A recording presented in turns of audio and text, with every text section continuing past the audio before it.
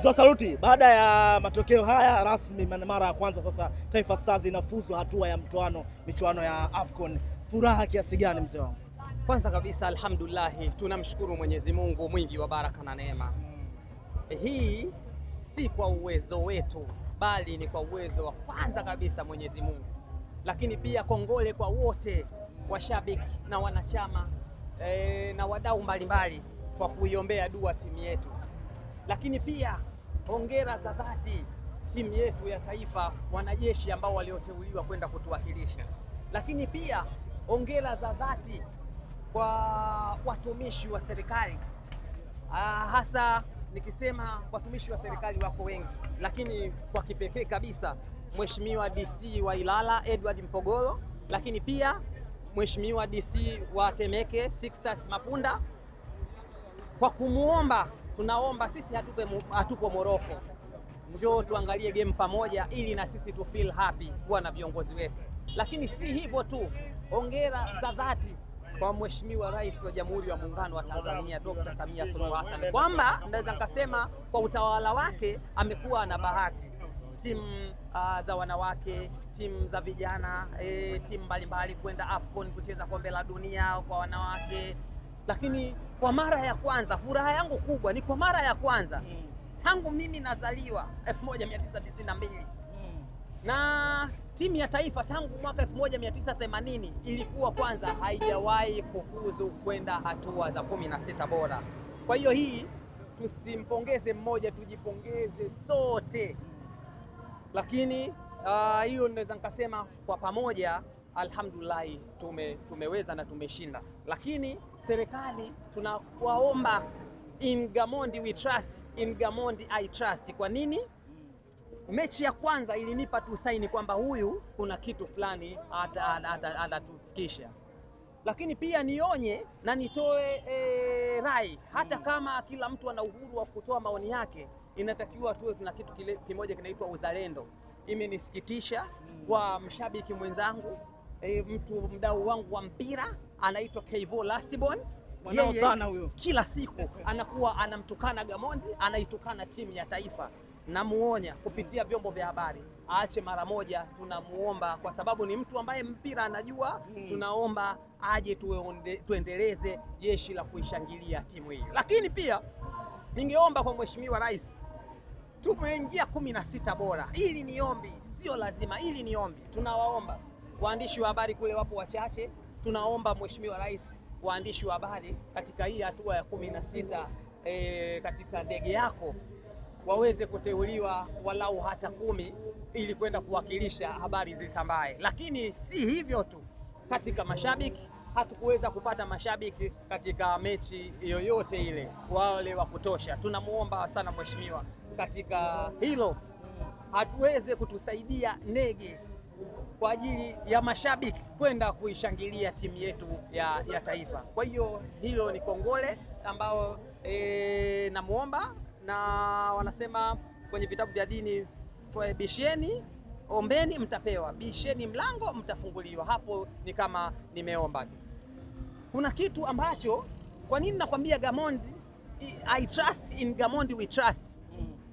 Kuna wakati ambapo Taifa Stars ulikuwa ukiona unaona kabisa ni timu ambayo imepotea, lakini baada ya kuja Gamondi unaona kabisa kuna kitu fulani. Naona kabisa huyu ni mchezaji mwenye profile kubwa, lakini hani fulfill mahitaji yangu, acha nimweke pembeni. Mfano mechi ya leo ameingia na viungo watano katikati, forward wawili mbele, lakini katika kipindi cha kwanza ni kama tulikuwa tunajikaba. Msuva, Samata walikuwa hawapati huduma, lakini the same tulikuwa tuoni ile work rate ya Samata. Hii inaonyesha dhahiri shahidi kwamba simvunjii heshima Bwana Ali Samata, lakini niseme kila zama na wakati wake, na nadhani wakati wake unaendelea kuishia ukingoni, kwa sababu hata kuna chombo kimoja alipoujiwa akasema sioni AFCON inayokuja kwa sababu naona kama work rate yangu itakuwa inapungua, ijapokuwa nitaitwa kwa ajili ya kutoa uzoefu, lakini ni hivyo, itapungua.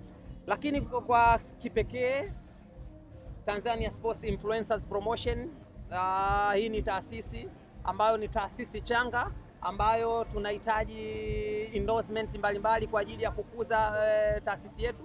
Taasisi yetu inahusiana na mtu yeyote ambaye ana vinasaba au ambaye anaipigania timu ya taifa, tunamkaribisha. Usajili upo wazi, lakini pia ni waombe waheshimiwa mbalimbali, wabunge, mawaziri, stakeholder mbalimbali, tukibisha hodi watufungulie, kwa maana kwamba sisi ni wazalendo, tunaipenda timu yetu na tunaishabikia. Na maana leo hii timu iko Morocco, sisi tuko hapa, lakini tumeandaa logistic inakuwaje? Tumemwomba mheshimiwa DC wa Temeke, Mheshimiwa Mapunda, katukubalia 16 bora. Hatujui, yawezekana katika hili jambo niliongea, yawezekana hii media zote zikapata nafasi ya kwenda Morocco, au mimi mwenyewe nikapata nafasi. Yes, kwa sababu charity start at home, zawadi njema inaanzia nyumbani. Yes, kwa hiyo ni hivyo ndugu yangu. Sasa mzee wa sauti, baada ya kipindi cha kwanza Taifa Stars ilikuwa imeshapoteza goli moja, lakini hapa nyuma baada ya half time ulikuwa unazungumza na mashabiki wenzako na mlikuwa mmekaa hapo ukamwambia, hii mechi kwa masikio yangu, hii mechi bwana ni mechi ambayo iko wazi. Taifa Stars ni kama wakipata nafasi wanaweza kuitumia na wakapata goli. Pengine uliona nini kwenye mchezo huu? Of course katika mechi ambavyo inapochezwa huwa naangalia, naipa phase tatu. Huwa naipa dakika 10 za mwanzo kuiangalia opponent na nani wanacheza vipi. Dakika 10 za pili huwa naangalia mifumo ambao wametengeneza timu ya sideway, timu ya huku na huku, niangalie opponent wanatengeneza nafasi vipi, wanazuia vipi. Hapo dakika 10 za mwisho unaweka sasa mifumo hii imekuwaje. Ni kweli failure, kitu ambacho namsifia Gamondi formation yake kwamba if you fail plan A, plan B must be applicable. Kwa nini plan A Gamondi alifeli? Kwa sababu gani? Aliweka viungo wengi sana katikati, viungo 5, lakini tukawa tunaona viungo wengi wanatumia kukaba, na tunapoona Tunisia ni giant team. Bila shaka tunaona katika hii mechi, katika mechi yote inayochezwa lazima kuwa kuna favorite na underdog. In short, katika mechi hii huwezi ukakosa kumpa Tunisia kama favorite, lakini kwa mechi niliyokuwa naiona kulikuwa kuna mchezaji wao mmoja anaitwa kama Idris Arabi kama sijakosea, alioscore goli.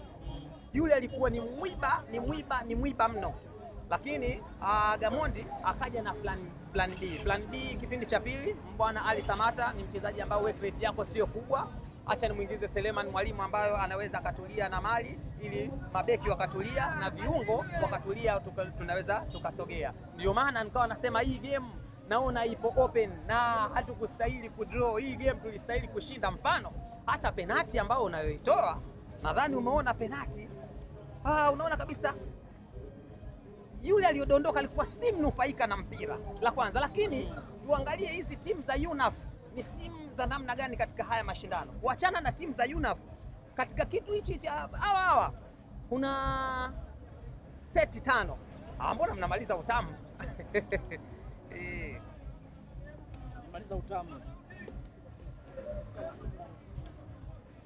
Huwa kuna seti 5 za waamuzi bora, tunasema hawa ni waamuzi bora Afrika tuna Mustafa Ghoribar, tuna Jean Jacobo Gabo Ndala, tuna Idris Asasi, tuna waamuzi kama 5. Hii ndo cream.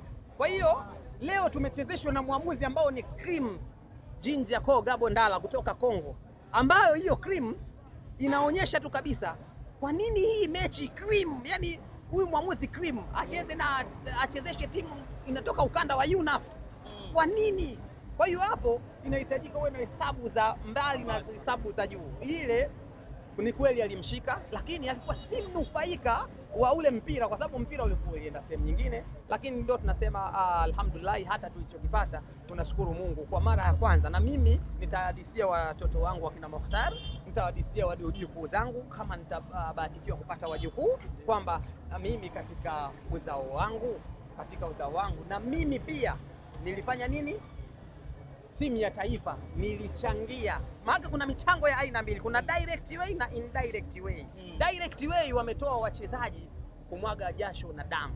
Indirect way sasa ndio Mheshimiwa Rais kutoa pesa kwa ajili ya hamasa, washabiki mbalimbali kuomba dua, kukusanyana hapa kwa ajili ya kumotivate mechi na mambo kadha wa kadha. Kwa hiyo ni hivyo, kwa mimi hii game nilikuwa naiona kabisa ipo open, lakini kuachana na hivyo, mechi tu ya Uganda tu ilinipa tu hapa naona tunafuzu. Mfano, kulikuwa kuna beki moja namba 3 anaitwa Azizi Kayondo kama sijakosea, alikuwa anapanda anarudi, lakini Haji Mnoga alipokuwa anacheza nikasema hapa hivi tunaiona Taifa Stars mbali, ndugu yangu. Kwa hiyo ni hivyo, tuendelee kuishikamana, tuendelee kuipa support timu ya taifa, lakini kwa wale ambao wasioitakia mema tuwaite, tusiwafukuza. Kevo ndio maana ile Kevo ni mwanangu, lazima nimwambie. Kevo unamtetea? Ni mwanangu, lakini lazima nimwambie. Usimtetee mtu asiyetaka mzee wa saluti. Kwa mfano, kijana mdogo yule, kwa mfano, subiri nikwambie kitu kimoja. Mimi naomba niko kitu kimoja, samahani, lakini iko hivi. Mtu yuko radhi kuexpress feeling ambazo automatically anaenda kuidogosha na kuidumaza na kuikata kabisa morali ya Watanzania kuelekea kwenye hatua inayofuata. Tumefungwa goli 1-0. Mtu unakuwa na nguvu gani wewe ya kuposti na kusema haya sasa kiko wapi Stars, kama mnavuka tuje kuvuka twende Zanzibar kwenye Mapinduzi Cup? Hii inamaanisha kitu gani? Tunachokitaka Watanzania wote tuwe na umoja, vile vitu havipendezi. Of course, ndio maana yule nakwambia, yule ni kijana wangu, ni mdogo wangu na bado mdogo, na tutamfunza kwamba mzalendo ni nani, ni mtu anaipenda nchi yake, na kuipenda nchi yako ni vile vitu vyote, nembo vya taifa inatakiwa uvisapoti. Kwa hiyo ni hivyo ndugu yangu. Nashukuru sana. Msisahau kumkumbusha kwamba tumevuka. Yaani msisahau kumkumbusha kwamba tumevuka.